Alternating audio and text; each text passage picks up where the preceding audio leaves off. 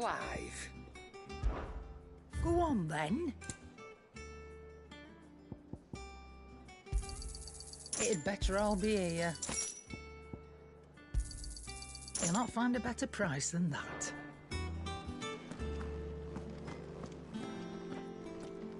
First the skies.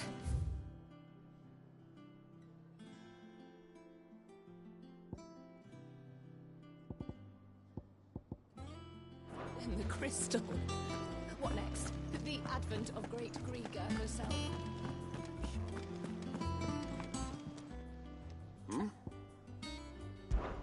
Clive, my boy! Rutherford informs me that we owe you our thanks. Hadn't intended for you to get involved, but such are the times we live in, huh? I would have done the same for anyone else. You're far too modest, Clive. You'd make a terrible nobleman. But tell me, is the realm truly in as dire a state as Rutherford suggests? From what little I saw, you were right to be worried. I suppose I should have expected the worst. But I was rather hoping the great and good of the realm might have things a little more under control. Alas, it seems that firm leadership is in short supply these days, and without it, the people are bound to lose their way. We must move quickly. But where do we start? True, the challenges that face us are many. But in my estimation, there are two key areas to be addressed before any other. The realm's armies and her larders. As you've seen firsthand, it's every man and woman for themselves out there. Certain cities have banded together to try and maintain some semblance of order, yes, but such cases are few and far between. And yet, the only remedy for the chaos that faces us is unity. A unity that transcends even the borders laid down by our ancestors. In short, if Storm does not stand together, she will fall apart. But how would one even begin to unite the realm? The armies, my boy. As I told you already, we begin by restoring order among the ranks of those sworn to maintain it. Sadly, I doubt I could convince even the lowliest gaggle of privates to dig a latrine together. But I do know someone the High Commanders have been known to listen to on occasion. Field Marshal Eugen Havel. I thought he was retired. He was, until an Akashic army tore through Randalar and killed most of the rank and file. There is no man alive more capable. Literally. And as luck would have it, I've already spoken with him on the matter. Of course you have. And he's agreed to help. On one condition. That he first speaks with you personally. Havel has always been a man of frustratingly rigid principle, and he has certain qualms about clasping arms with, well, with an outlaw. I extolled your many virtues as best I could, of course, but the old goat was adamant that he be allowed to appraise you in person. You don't mind, do you, my boy? Of course not. As long as chaos reigns, we will never build a better world. I'll do whatever it takes. And if the Field Marshal wishes to speak with me in person, then so be it. That's the spirit. I'll leave for Randalar at once. Would you send a Stolas? Of course. Rutherford is already in the Dalmekian capital. I'll have him tell Havel to expect you forthwith. Excellent. Thank you, Uncle. No, thank you, Clive.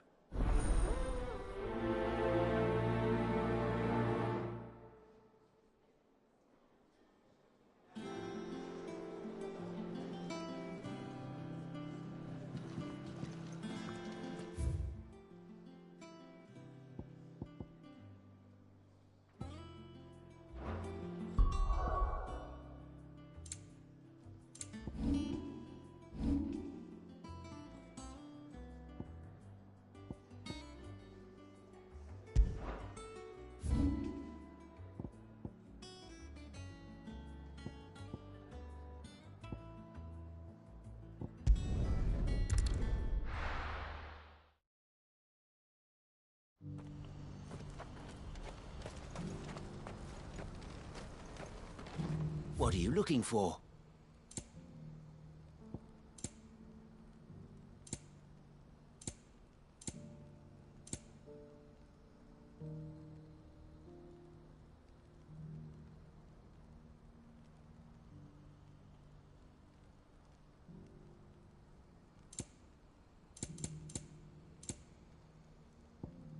Farewell.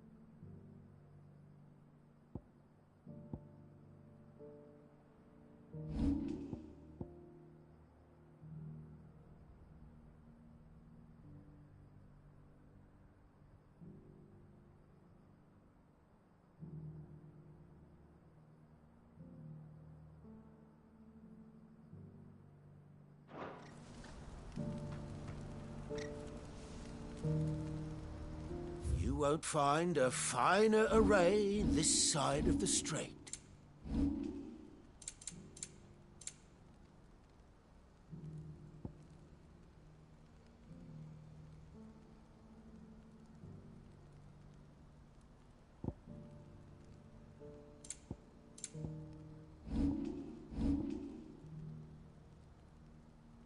May Gilbert smile upon you.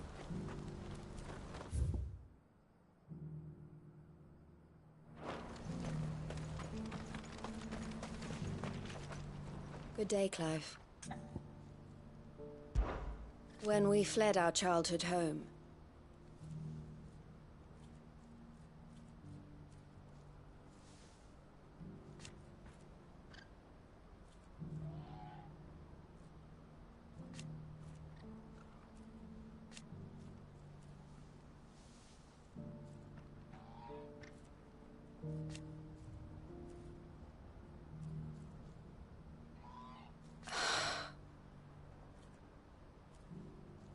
I loved him.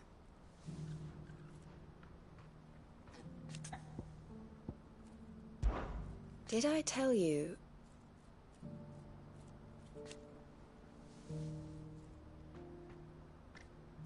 That was what he wanted.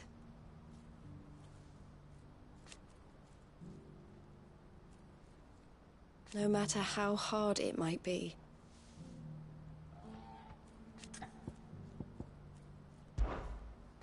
The Dominion has fallen.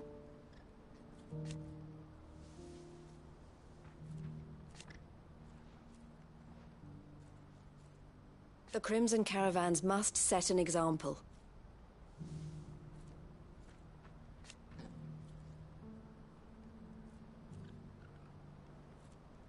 It is our job to keep the hope alive. Take care of yourself, Clive.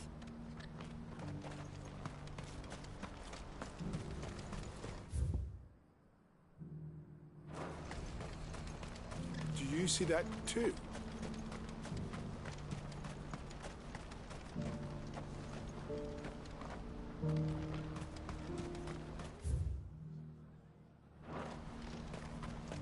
There are many variations of the Zemeckis legend, but almost all agree that man was punished for presuming to set foot in the sanctum of the gods. Some describe it as holy, others heavenly, which is to say, of the heavens. Could it be that the baleful mass that now glowers over us is this very sanctum? Have the gods returned to pass judgment upon us once more? Papa, what keeps it in the air? Why doesn't it fall? Don't you go tempting fate, girl. What is it? Don't ask me. Please, just make it stop. I'm scared. It's all right. I'm here.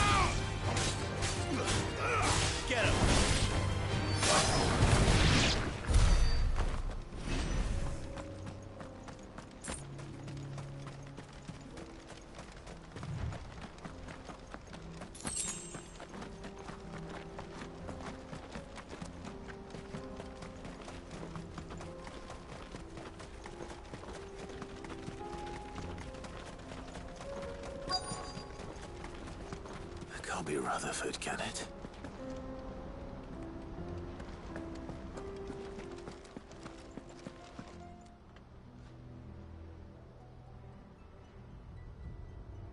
Turncoats and cowards, the lot of you! If it's a fight you want, it's a fight you shall have! Allow me. I don't need your... Please, Field Marshal, oblige him. This won't take long. You're right. It won't. Men, finish him.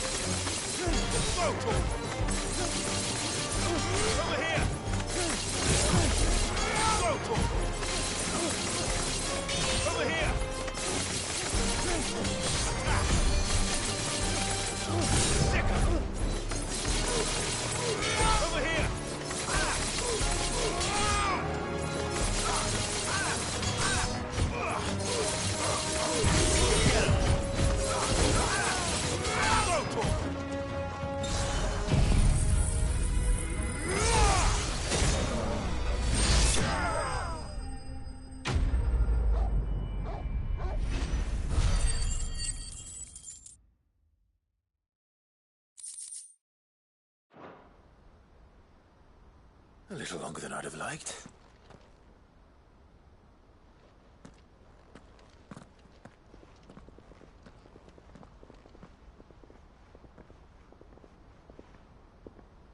Field Marshal Havel, I presume.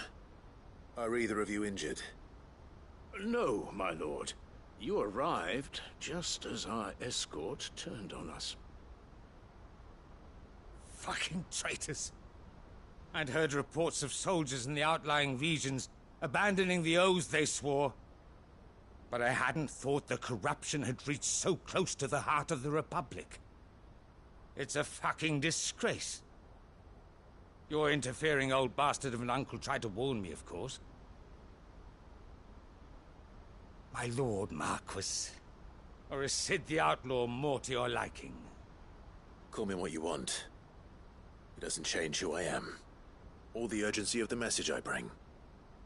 My uncle has a plan to right the realm, and he needs your help to see it through. Before I agree to anything, I'd have you answer one question. What do you stand to gain from all this? I won't deny that I might benefit from further chaos. But I seek a new beginning for all of us. And while the choices I've made may not always have been the right ones, I know I made them for the right reasons. For so long, so many of us have been told how we could live, how we could die, when it should have been our decision all along. Now we have a chance to put things right. But in order to take it, we must stand together. Even if it be beside those with whom we don't see eye to eye.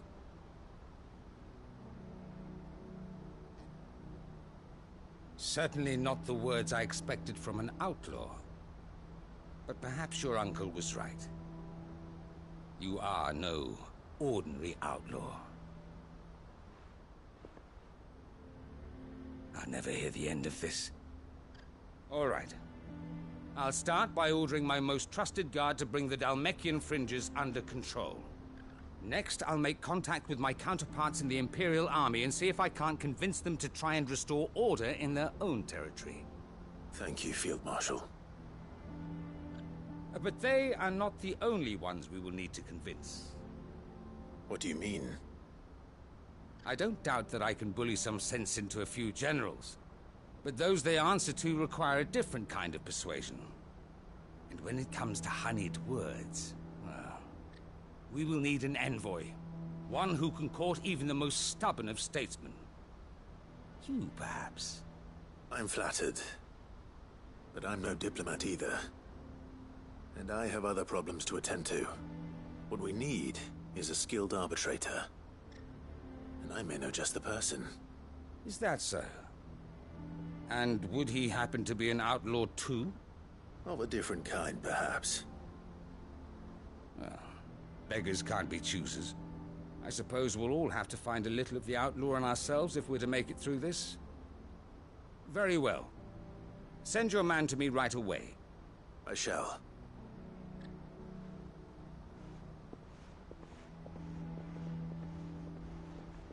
My Lord Marquis. Your Lord Uncle bade me escort the Field Marshal to his manor in Port Isolde. And I will see that my associate joins you there. Very good, my lord.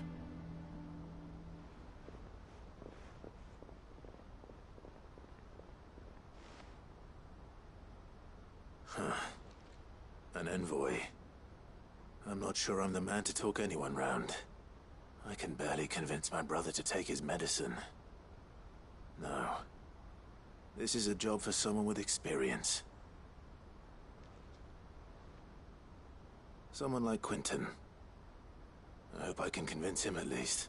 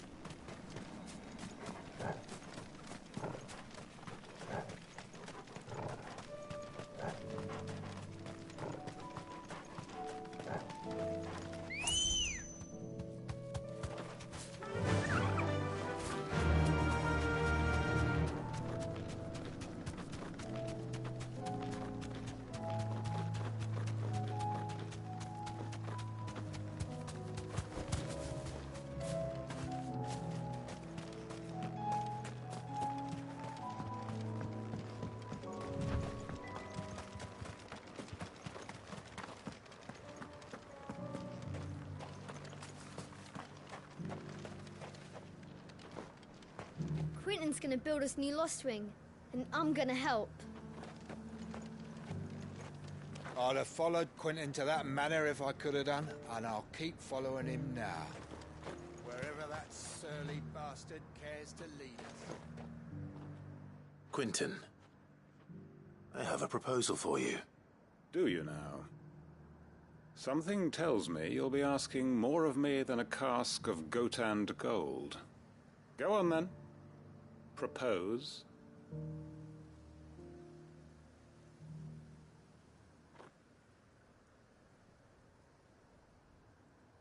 You'd have me convince the chiefs and chamberlains of the realm that they should simply swallow their pride and do the one thing that has proved impossible for thousands of years. Was there anything else? Perhaps I can fetch you a meat pie as well. I know it's a lot to ask, but I can think of none better suited to the role. And you'd have me give up what little I have left to do it. I told you, Clive. The people of Lostwing are my family, and I cannot abandon them. You'll have to find someone else. I'm sorry to hear that. So am I. And why might that be? What he's asking. How's it any different to what you've done so far? They want you to speak for those who can't speak for themselves. That's what you do best. If it's the vineyard you're worried about, we'll see that the grapes are picked and the tons filled. You know we will. It's not that. Then what is it? You said yourself we're family. Don't you trust us? You know that's not what I'm... Then what are you saying? That only we are worth saving? Why turn your back on everyone else? You convinced us we could build new lives for ourselves, and if you can do that, who's to say you couldn't convince the entire realm? A stirring argument. I fear that any rejoinder I make might fall somewhat flat by comparison. So you'll join us? Where do you need me? Field Marshal Havel will want to speak with you in person. He's currently in Port Isolde. I can arrange for a party of Cursebreakers to accompany you there. That would be very much appreciated. I hear the roads are far from safe these days. Hopefully not for long. My uncle will want to know that his plan is taking shape.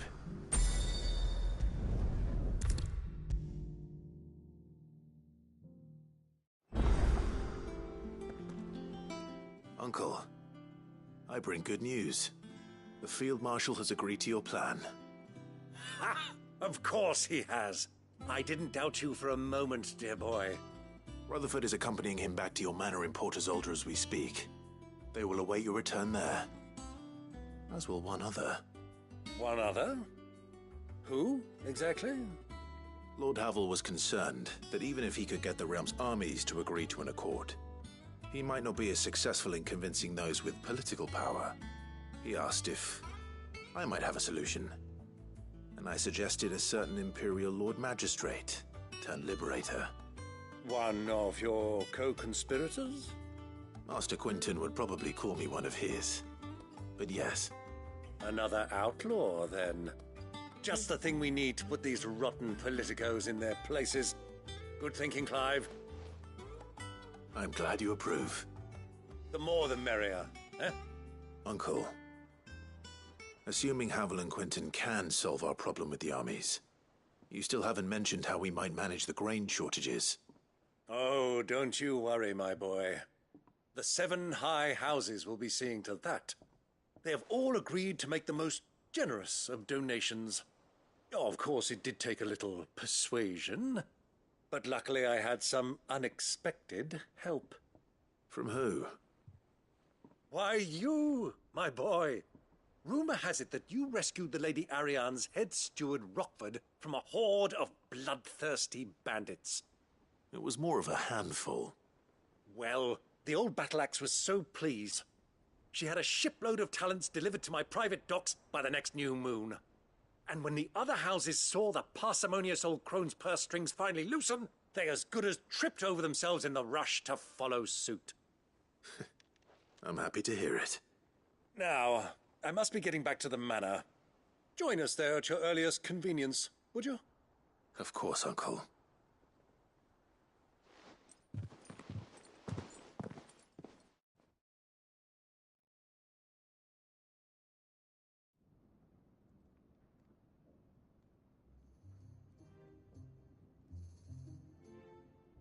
And how, pray tell, will we get that grain to the capital if the roads are still overrun with Akashic? You'll find another bloody road. I only have so many men, and I'm not about to send them headlong into an ether flood. That is, unless you'd have them turn as well. Well, I'd certainly eat less. Says the man with a belly bigger than a band of curls. My soldiers actually need their rations. Without any food to keep them going, they'll be dead even before you've sent them on your fool's errand. If I may, gentlemen, perhaps I might suggest an alternative approach. Though supply routes are indeed disrupted, there is no shortage of ships. Indeed, they bob away in every bay from here to Randalar, awaiting a safe haven. Allow them to make port and fill their bellies full of grain. And once those who crowd the cities are fed, ferry the displaced back to the countryside to work the fallow fields. But I'm sure that you wish to continue your discussion. Forgive the interruption. Two such firm friends as yourselves need no help from the likes of me. Rutherford spoke fondly of the great bond between you. Us? Friends? I can't stand the man! Clive, I'm beginning to question the quality of the company you keep. And what kind of company were you expecting him to keep? The man's a criminal! Criminal? How dare you? You are not fit to breathe the same air as this fine, upstanding young gentleman. Upstanding? He calls himself Sid the Bloody Outlaw! Once more onto the breach.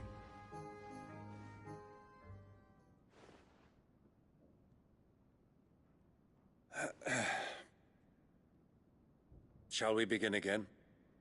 What we seek here is not to create a new nation, nor to claim the thrones of those that already exist. We wish simply to bring stability to the realm that mankind might weather the current storm. And to do that, we must convince those in power, the generals, the statesmen, the nobles, that our cause is just. There will be disagreements, yes, and I imagine some resistance, much resistance. But we cannot let that deter us. If we show them the path, show them that we walk it ourselves, then I am confident they will follow. The fate of the world lies in my nephew's hands, but the well-being of her people lies in ours. And we must not squander the chance that Clive has given us. Uncle Byron, Now, with that settled, let's move on to the signing of the Accord. For what great moment in history hasn't been accompanied by a little ceremony?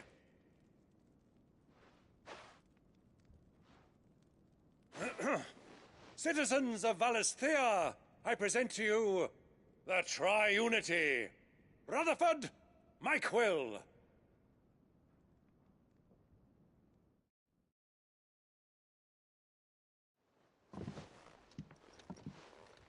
Well, my boy, the stage is set. That it is. This is the role you were born for. Now I ask only that you trust in the talents of your supporting cast. We shall play our parts to the best of our abilities, that you might have the opportunity to shine. The realm needs its Sir Crandall, and there is no better Crandall than you, Clive. I want you to keep this signed accord as proof of our faith in you. I will. Thank you, Uncle.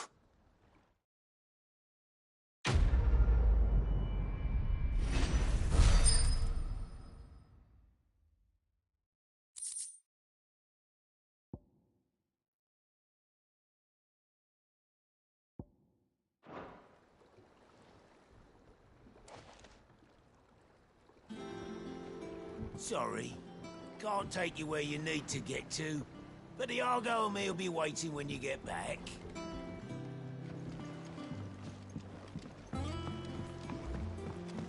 What do you think that thing is? And how the hell is Sid gonna deal with?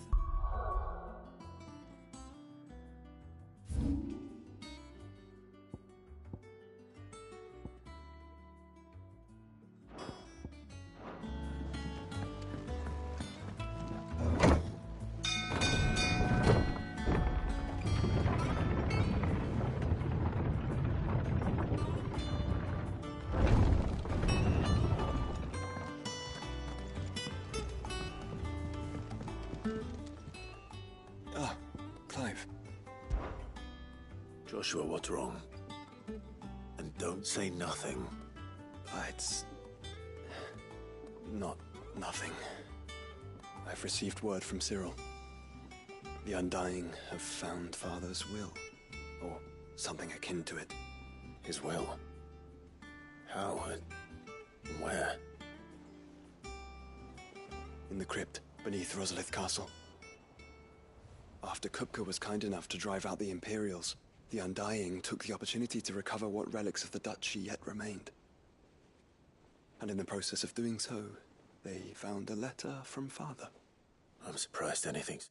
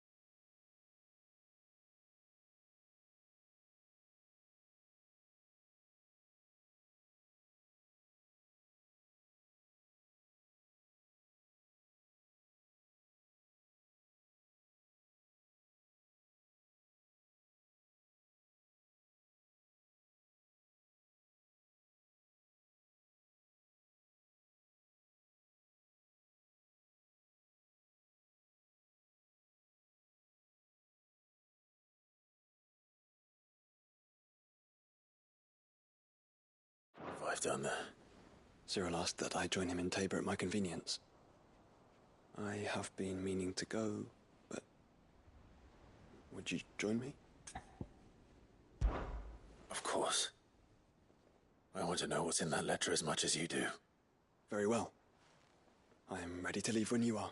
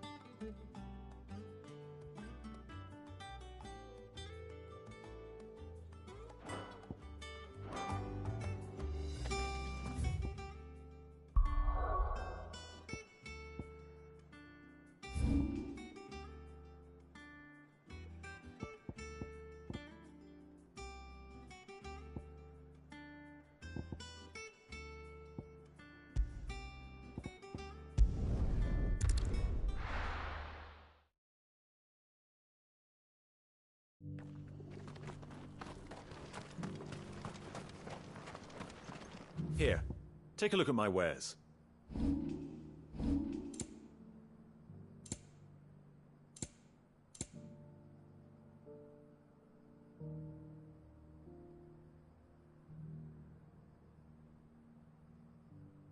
Come again.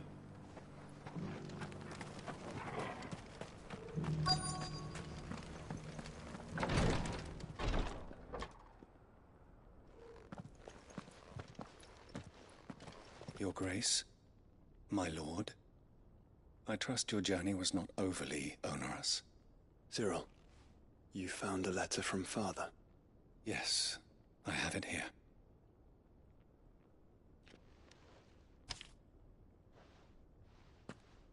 If you would do us the honor, my lord.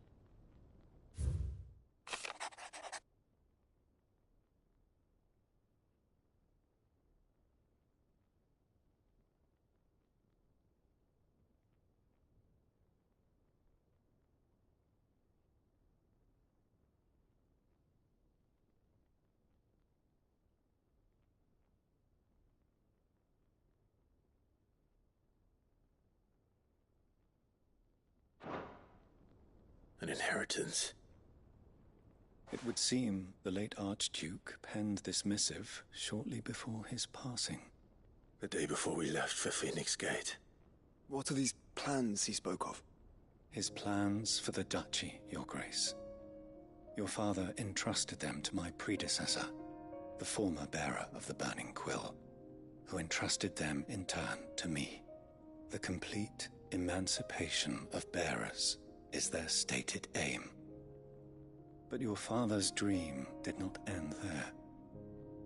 His Grace also spoke of building hospices to care for those stricken by the curse, and the founding of a new university to further the development of non-magical technologies. With the blight spreading ever more widely across the twins, Archduke Elwyn saw this as the only means of securing Rosaria's survival. He wished to see men and bearers treated as equals. To see centuries of common wisdom overturned. Small wonder he did not think it achievable within his lifetime. But he thought it achievable nonetheless. Had he not, he would never have written this message. Nor would he have entrusted his vision to his most faithful aides, those who would have stood with you, shielded you from the machinations of the less benevolent personages at court. It's a pity only they are still with us. 'Tis true that those most loyal to your father were the first to suffer the Duchess's wrath. But one at least remains, and she has come bearing gifts. What do you mean? Mayhap it is better that she explain, my lord. After all, the duties entrusted to me by my predecessor extended only to recovering His Grace's will and arranging a meeting with the one who might execute it, or a part of it at least. And where is this woman? She awaits you in the archive, your grace. Thank you, Cyril. Shall we then?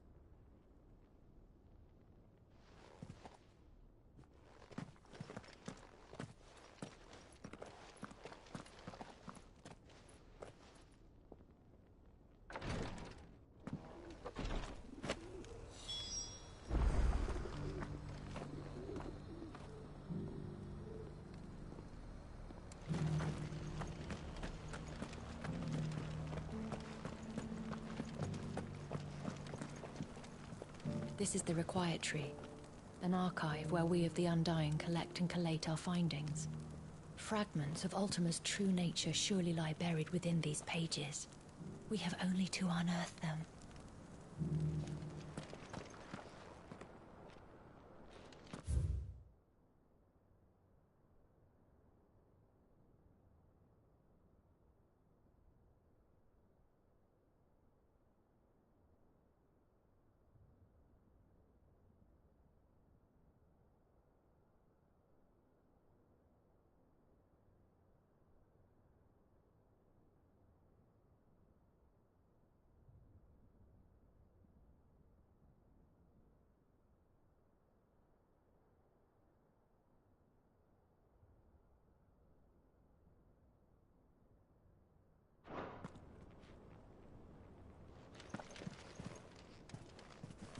The Undying are not the only secret fellowship in this realm, you know. There are others, each working for their own ends. Why, not so very long ago, a society committed to discovering how one might cast magics without a catalyst was found to be operating throughout Valisthea. They were denounced as heretics, rooted out, and driven from our shores, never to be seen again.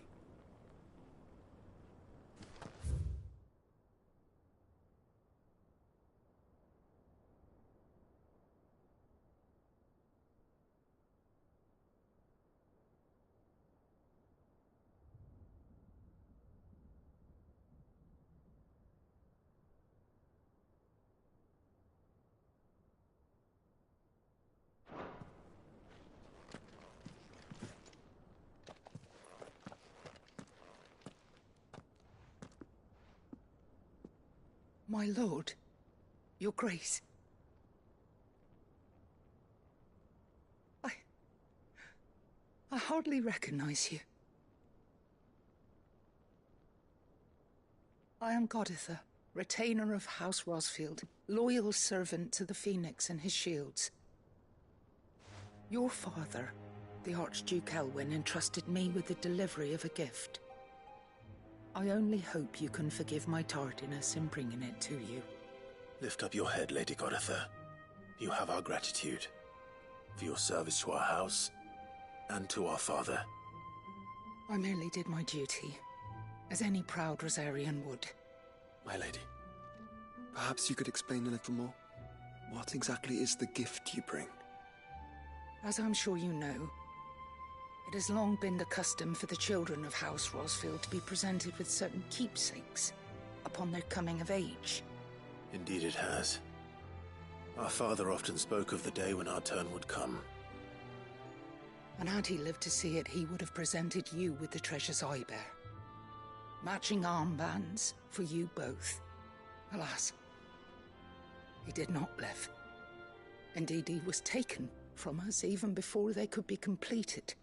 He had intended to claim the Heartstone with which each armband was to be finished himself, but it was not to be. And his gifts remain incomplete. I see. It saddens me to bring them before you, as they are. It was your father's wish that you be presented with the finished articles, not these works in progress. But with his grace long since gone, and the stone left unclaimed, I had little choice. You are grown men now, and his house is yours. And while I would not presume to insist upon your claiming the Heartstone in his stead, I know that nothing would have pleased him more than for you to do so. Thank you, Lady Goditha. What say you, Clive? What else? Of course, my lady. May our father's will be done. Oh, I am much obliged.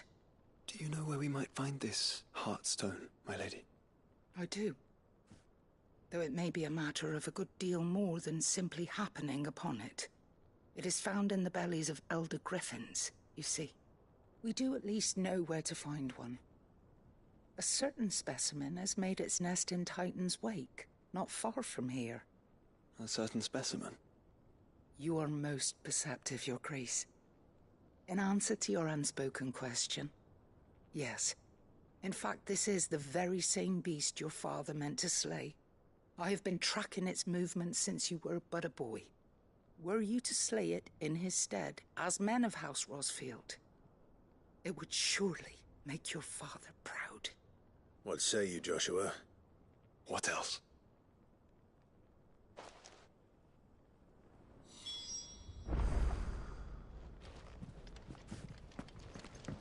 Titan's Wake is to the south of here. But we must not be hasty. The good lady has been disappointed once already.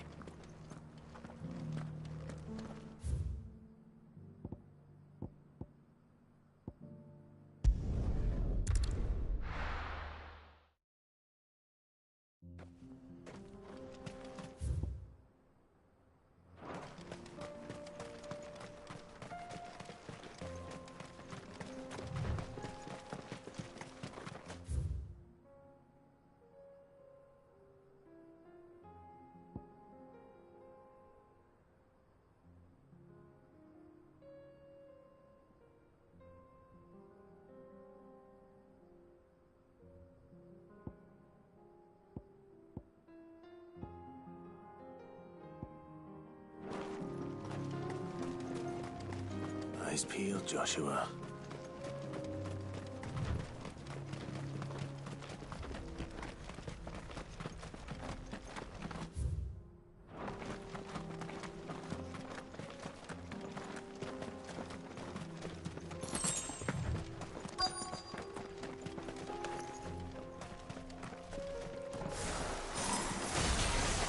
There it is. For House Rossfield. Go for it! Get him!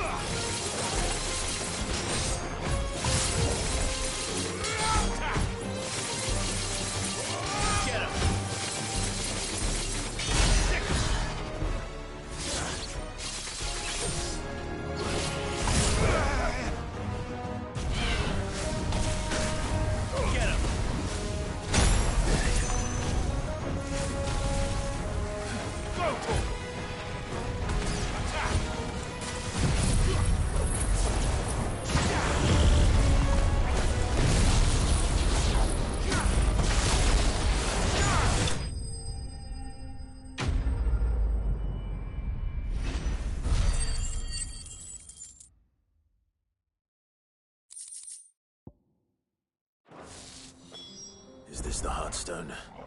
I expect Lady Goditha will know.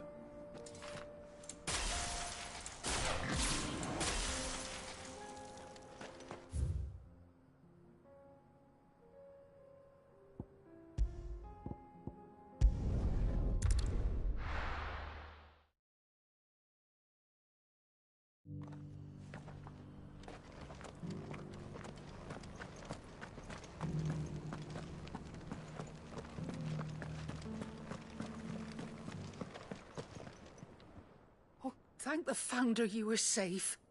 The Griffin is slain then? And the Heartstone claimed.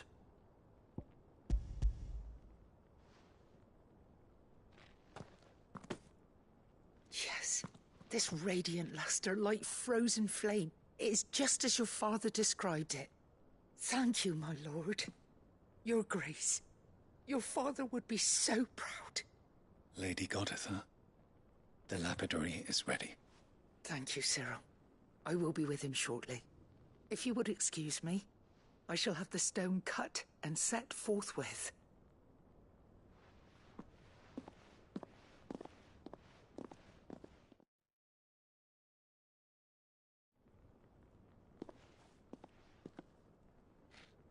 The armbands are complete. Pray, take them.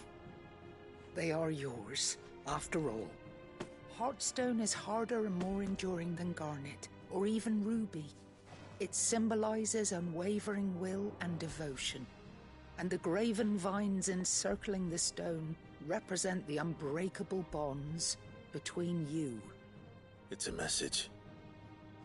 Father knew we had enemies both inside and outside the duchy. Enemies who would thwart his vision. Only with unwavering devotion would it ever be realized. And only if we stood together, as Phoenix and Shield, as brothers in arms. Only then might those enemies be overcome. Indeed. His Grace knew the enormity of the task he would entrust to you, his heirs. But this was more than just a message. It was a promise. That he would always be with you. Thank you, Lady Goditha, for remaining the steadfast custodian of our father's will. Forgive me, my lady, but there is something I don't quite understand. The Undying told me that after Father died, Mother claimed all of the ducal treasures for her own. Even if the armbands were incomplete, she would surely not have overlooked them. So, how are you able to keep them from her? Because I was the keeper of the vault. Though I was but a lowly servant, your father spoke to me of his intentions for the bands, of the deep love he had for both of you, and his hopes for your future. In the days before the disaster at Phoenix Gate, I discovered that the Duchess had ordered her jewelry be sent away from the castle. It was then that I knew she meant to betray us. I tried to warn your father, but it was too late. When word of the fire reached Rosalith, I knew my time was short. So I took up the armbands and I fled into the night. And thank the Founder you did. Yet my duty to your father was incomplete. Not knowing what else to do, I followed the Griffin, thinking I might claim the Heartstone on its passing. And so my pursuit continued, until Lord Cyril appeared before me. He informed me that His Grace's will had been recovered, and that his sons were alive and well. Lady Goditha, on behalf of my father and all the people of Rosaria, I thank you for your loyal service. As do I. Thank you, my lord. Your Grace, for coming back to us. For giving my service meaning.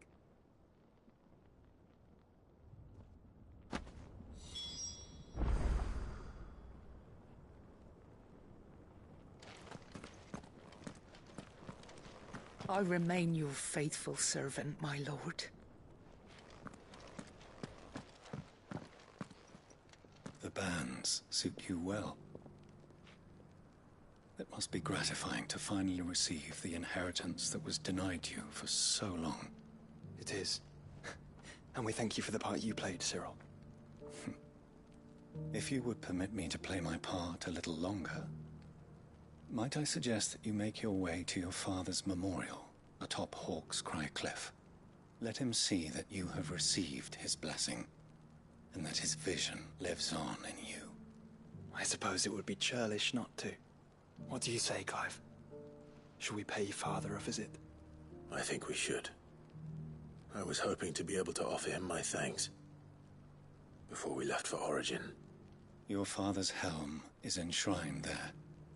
It has been since the day we recovered it from Phoenix Gate. I prithee claim it, for it too is a part of your inheritance, and I do not doubt that your father would prefer it in your hands than perched upon some lonely rock. Thank you, Cyril.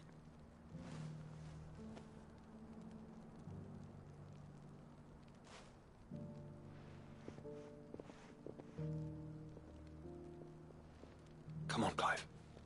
He's waiting.